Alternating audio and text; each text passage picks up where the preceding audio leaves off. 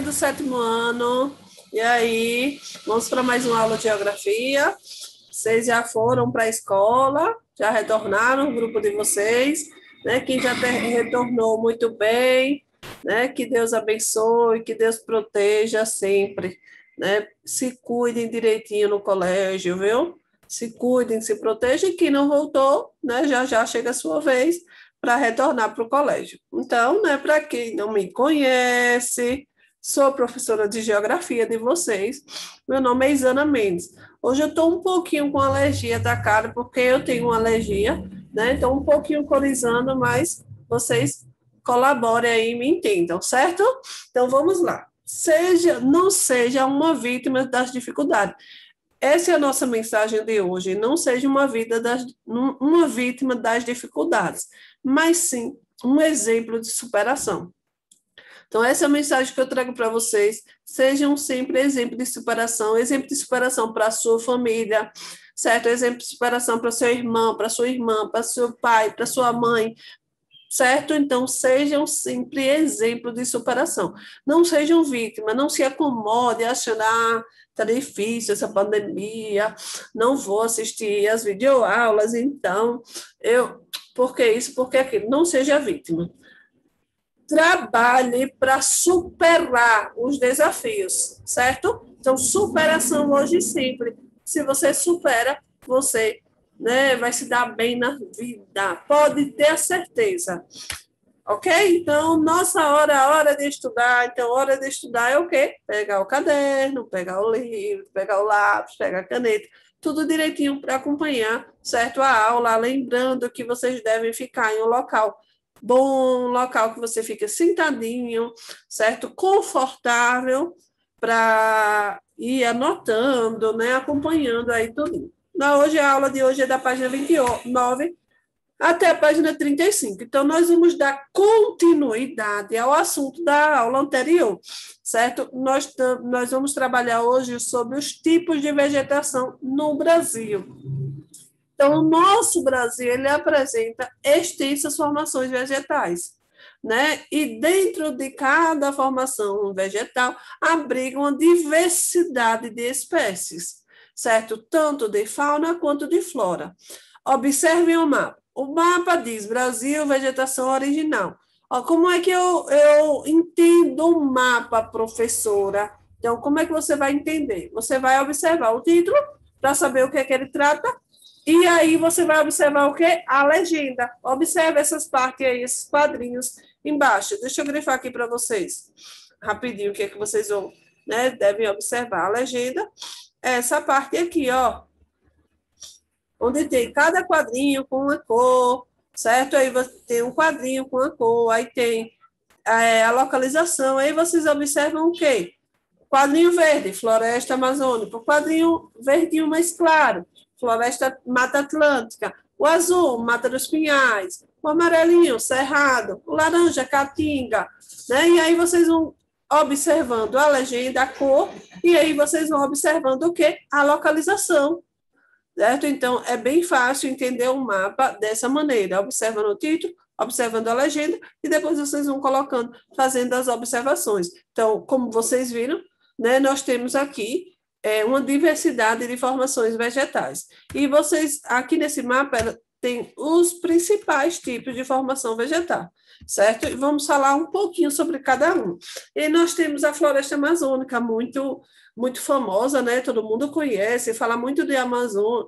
A floresta amazônica está sendo devastada, tem toda uma questão de desmatamento, problemas, né, na floresta. E realmente, né, a floresta amazônica, ela é uma floresta muito densa e apresenta uma variação, certo, de espécies de fauna e de flora, certo? Ela tem árvores de grande porte, aí nós temos a mata de igapó, né, permanentemente ela permanece alagada, mata de várzea, periodicamente ela permanece alagada, e as campinas. Enorme biodiversidade, como já falei, da floresta amazônica, certo? Aí nós temos um grande também fonte de alimento e um grande potencial econômico. Vou colocar um exemplo que é muito conhecido, vocês jovens sabem e gostam, o açaí. né? O açaí que nós consumimos vem de lá, certo? Da região norte da floresta amazônica. Então, é fonte de alimento e fonte econômica, porque, né, explora ali e aí vai estar sempre vendendo. Aí nós temos lá fonte, né, de alimento e econômico, o açaí, o babaçu, cupuaçu e a castanha. Esses são os mais conhecidos, certo? Mas nós temos outros e outros e outras espécies, né? Que servem também como remédio, servem para indústria, né? De cosméticos, né? Indústria de cosméticos, tratamentos de cabelo, pele e unha, um monte de coisa, um monte de produto. Então, nós temos muita matéria-prima na floresta amazônica. E aí nós temos também, né, uma realidade da floresta nós temos muitas comunidades ribeirinhas, né, grupos indígenas, quilombolas, que dependem desses recursos da natureza, da própria floresta, né, como exemplo, alimentos, essas ervas, como eu falei, essas ervas que servem como medicamento, certo? E essas são as chamadas ervas medicinais para sua sobrevivência. Eles precisam, né, para sua sobrevivência. Só que hoje nós temos, como eu já falei, um grande problema, né, na floresta, que é o desmatamento. Muito complicado, porque vem detonando bastante com essa floresta, vem explorando e sem pensar nas consequências para explorar a madeira, para a indústria madeireira, né, explorando sem pensar no amanhã. E o amanhã, né, é complexo porque a gente pode sofrer, né, muita dificuldade, pode faltar matéria-prima para algum tipo de indústria, pode faltar o alimento para comunidades ribeirinhas, os indígenas, né, pode faltar muita coisa, né, pode faltar matéria-prima para um medicamento, né, e aí as coisas se complicam. Então, a floresta amazônica é rica e, ao mesmo tempo, vem sendo devastada, certo? Mata Atlântica é uma vegetação densa e com grande diversidade de espécies endêmicas. A Mata Atlântica é uma floresta tropical que, no passado, recobria extensa faixa do litoral brasileiro, estendendo-se do nordeste ao sul do país e avançando quilômetros em direção ao interior. Estou lendo porque está passando aqui um carro de som, viu? Mas eu vou ler e depois eu explico. Pelo fato de ocorrer em áreas litorâneas, que concentram cerca de 70% da população, a Mata Atlântica foi quase totalmente devastada, dando lugar à agricultura e à expansão urbana. Segundo a Fundação SOS Mata Atlântica, somadas as áreas remanescentes superiores a 100 hectares, hoje restam apenas 8,5 da mata original.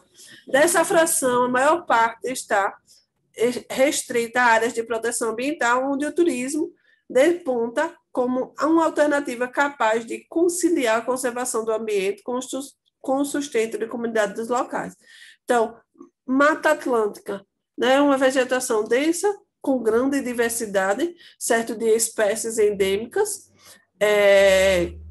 A Mata Atlântica tem toda essa questão, né, de localização, ela está na proximidade, na faixa do litoral brasileiro, certo? E hoje é uma mata que praticamente é inexistente, certo? De 70%, né, hoje, de 100%, não me engano, 70%, de 100% da espécie da Mata Atlântica, hoje a porcentagem é bem mínima, 8,5%.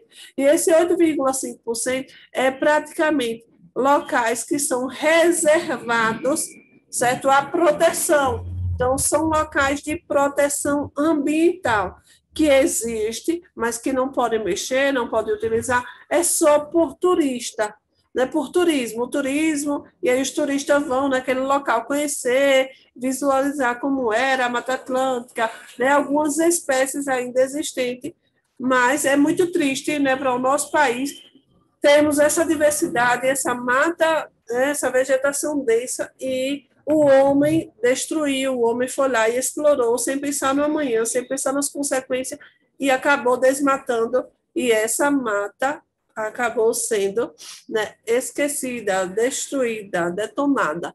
Mata dos Pinhais. E aí nós temos uma mata que é localizada nos estados do Paraná, Rio Grande do Sul e Santa Catarina. Essa mata dos pinhais, ela foi bastante devastada ao longo do tempo, né? Principalmente essa questão da exploração da madeira, como vocês observam aí na página do livro, página 30, certo? Hoje resta apenas 3% da área original. Diga aí, olha a situação, né, que a gente chegou, porque tudo por exploração, tudo para transformar, para modificar, certo? E essa mata dos pinhais, ainda o que existe, ela é muito diversa, né? Ela tem uma variedade de espécies, né, vegetais, que um exemplo é as araucárias. Olha aí as araucárias, que é conhecido como pinheiro do Paraná, certo? Ela é conhecida como pinheiro do Paraná, que são as matas de araucárias. O pessoal diz assim, é a árvore do Natal, é a árvore do Natal, é o pinheiro do Natal. Não, e aí são as matas de araucária, certo? O cerrado. No cerrado, nós temos aqui a segunda maior formação vegetal do Brasil, né? Então, o cerrado ocupa mais de 20% do território nacional, predominando, né? Predominando aí na região centro-oeste. Daí se estende de forma contínua para os estados da região Nordeste e Sudeste, atingindo uma pequena área da região Sul, apresentando algumas manchas menores, né, de espécies na Amazônia. Então, há esse predomínio da vegetação de pequeno porte, árvores isoladas, e aí vocês observam na imagem aqui, no livro de vocês, né, uma imagem, um tipo, né, o Cerrado brasileiro é o tipo de savana com maior biodiversidade do planeta. E aí muita gente não sabe que o Cerrado brasileiro é o tipo de savana com maior biodiversidade do planeta. Então, nós temos uma biodiversidade muito grande, nós temos uma riqueza muito grande.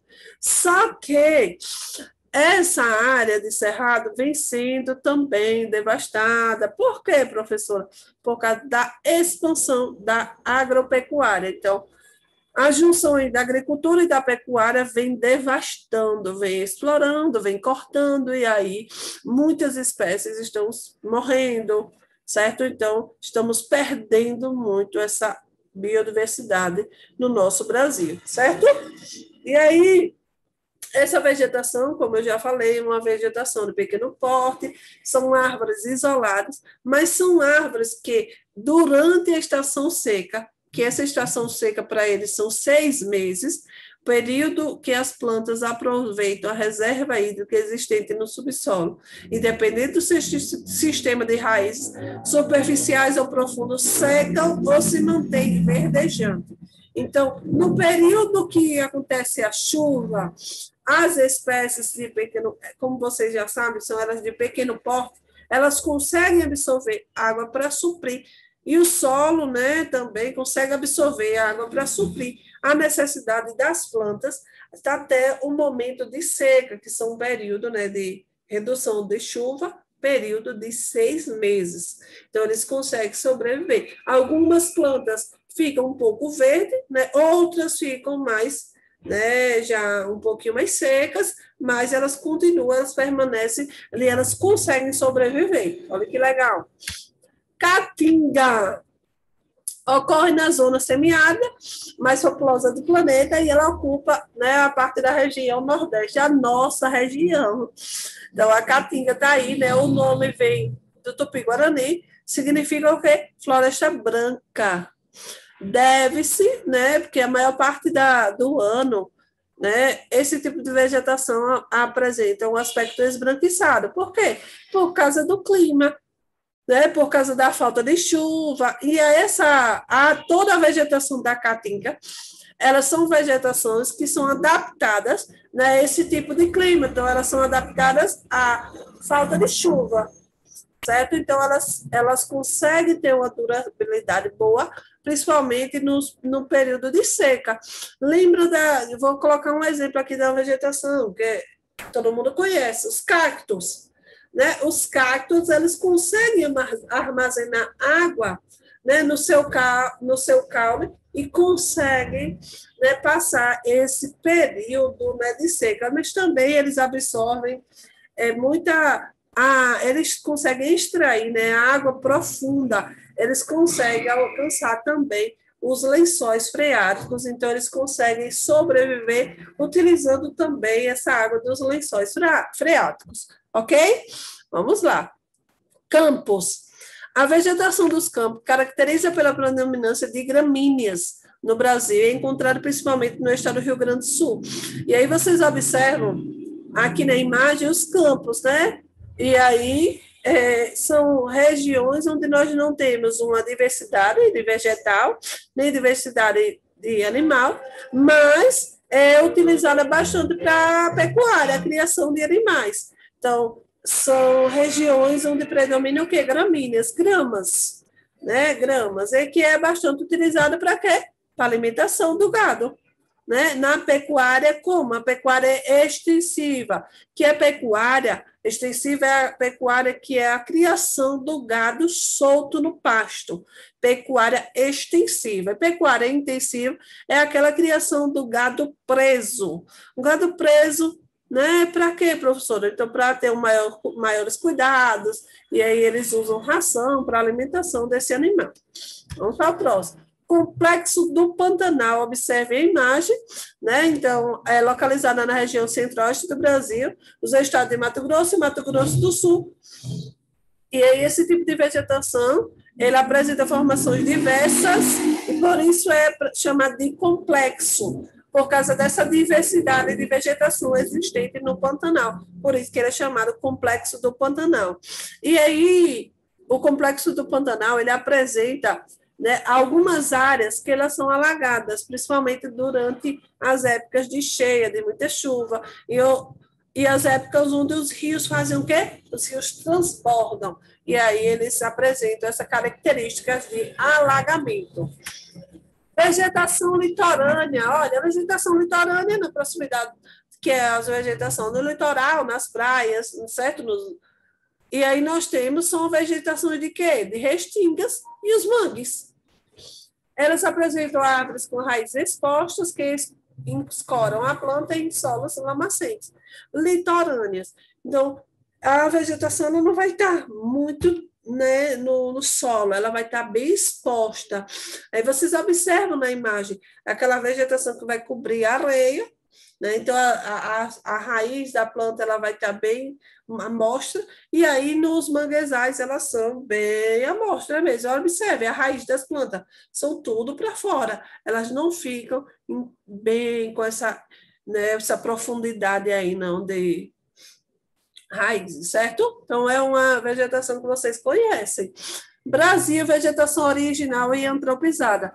Então, todo o processo de colonização, né, desde mais de 500 anos, foi responsável por essas profundas alterações, porque quando eles chegaram, né, muitas atividades que foram desenvolvidas naquele tempo pelos portugueses, eles desenvolveram de modo o quê? Predatório. Eles vieram para quê? Para explorar nossas riquezas, certo? E aí provocou muita destruição na nossa vegetação, eles exploraram muito, eles exploraram cana-de-açúcar, eles exploraram para o Brasil. Então, era só explorar e levar, explorar e levar. Então, nós percebemos que todo esse processo de desmatamento, ela não vem de hoje, ela vem de muito tempo atrás, essas questões de exploração. Então, todas essas o que nós sofremos hoje é um processo histórico. Então, o nosso território vem sendo explorado há muito tempo. E aí, como começou nesse ritmo de exploração, o ser humano continuou explorando, porque ele precisa da matéria-prima para produzir e acabou virando aquela bola de neve, só explorando. E aí nós temos aqui, vejam só, no mapa, nós temos aí essa Brasil retração da vegetação original. Então, esses pontos vermelhos, áreas antropizadas, e os pontos marrons, áreas pioneiras, estepes, savanas, florestas, e aí vocês observam essa questão dessa área de antropizada, certo? Todo esse parte de desmatamento, de queimadas, do uso indevido das formações vegetais no nosso Brasil. Impactos ao meio ambiente. Então, quais são os impactos da retirada dessa cobertura vegetal, né, no meio ambiente? Então, várias ações, tem todas, eu digo que toda ação tem uma reação, tem os prejuízos no meio ambiente. Então, nós temos a perda do habitat natural e redução da biodiversidade. Então, o desmatamento, ele elimina de forma, muitas das vezes, de forma irreversível, o habitat natural de muitas espécies. Então, quando acontece um desmatamento, se ali tem algumas espécies, alguns animais, o que eles vão fazer? Eles vão correr para não morrer. Eles vão sair daquele local para outro local em busca de sobrevivência. Então, acaba tendo o quê? A perca daquele animal. Muitas das vezes o animal morre, né, no processo de desmatamento. Então, consegue um impacto muito grande. Degradação dos solos e aumento de erosão. Sem a cobertura de vegetal, pode sim, com certeza vai degradar o solo, então o solo vai ficar fraco, ele vai começar a erodir. Então, a ação, se você tira a cobertura vegetal, o que é que acontece? O solo vai estar exposto à ação da água, à ação do vento, à ação das temperaturas altas, e o solo vai ficando fraco. E aí começa a ficar o solo infértil, aí começa a erodir, e aí tendo consequências, né, para produzir.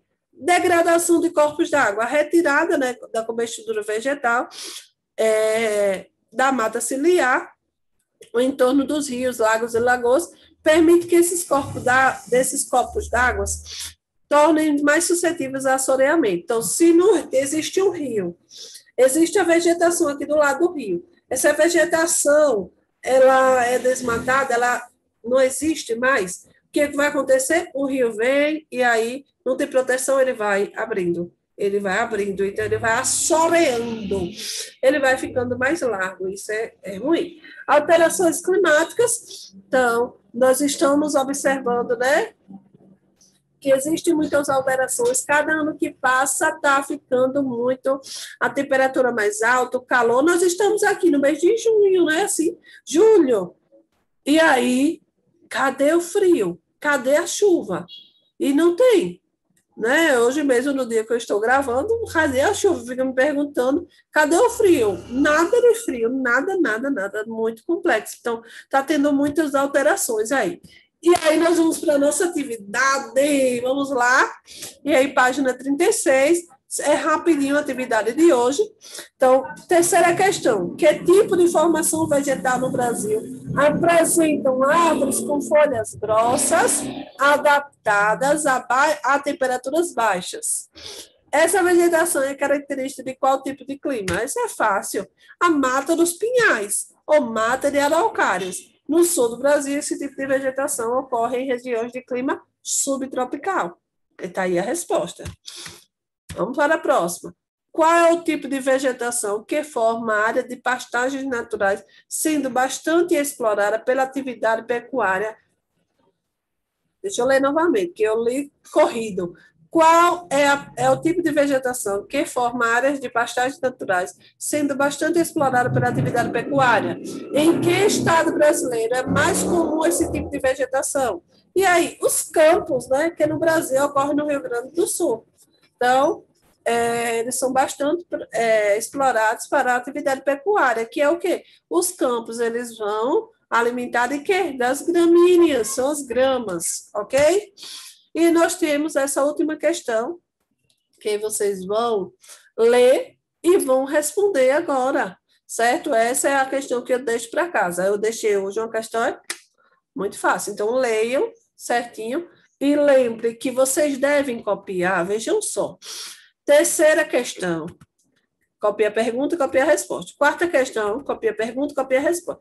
Quinta questão, vocês copiam só a parte, né, com base na leitura do texto, indica a alternativa que melhor traduz as ideias apresentadas. E aí vocês copiam letra A, letra B, letra C, letra D, letra A. E aí vocês vão responder. Lembre que é necessário mandar as 3 questões para o professor. Não é para mandar só uma, não. São as 3 questões. Certo? E nossa aula vai ficando por aqui. Fiquem em casa, fiquem com Deus. Quem já voltou para a escola, um cheiro.